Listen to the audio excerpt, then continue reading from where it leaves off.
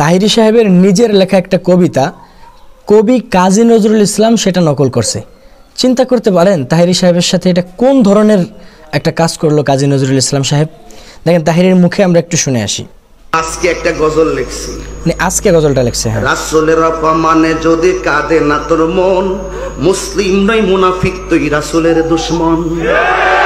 এই আওয়াজে মানি না, হাত তুলে বলো ঠিক কিনা। আজকে গাড়িতে বসে লিখছি, একটা কলি লিখছি। এই ফ্রান্সের কথা মনে হইলে মনে হয় যেন উইরা যাইয়া ওর গাল ফাতার দুইটা জুতাটা বাড়ি মারি। চিন্তা করতে পারেন উনি গাড়িতে বসে লিখছে, তাও যেদিন মাহফিল করতেছে ওই দিন লিখছে এক কলি 2 লাইন।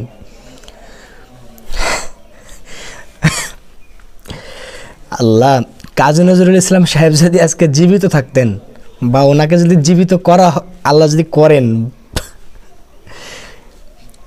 কি বলবে তাহিরিকে? চিন্তা করছেন একবার?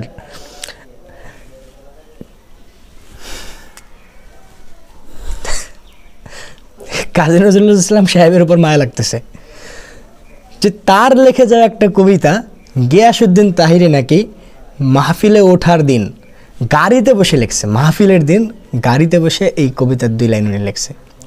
অথচ আমরা অনেক আগের থেকেই জানি, এবং আমি আজকেও বিষয়টা একটু যাচাই বাছাই করার জন্য গুগল আরও বিভিন্নভাবে একটু জানার চেষ্টা করছে যে এটা আসলেই কি কাজী নজরুল ইসলাম সাহেব লিখছে কিনা। হ্যাঁ, এই যে পাশে আপনারা দেখতে পাচ্ছেন লেখা যে রাসূলের অপমানে যদি কাঁদে না তোর মন, মুসলিম নয় মুনাফিক তুই রাসূলের দুশমন, কাজী নজরুল ইসলাম।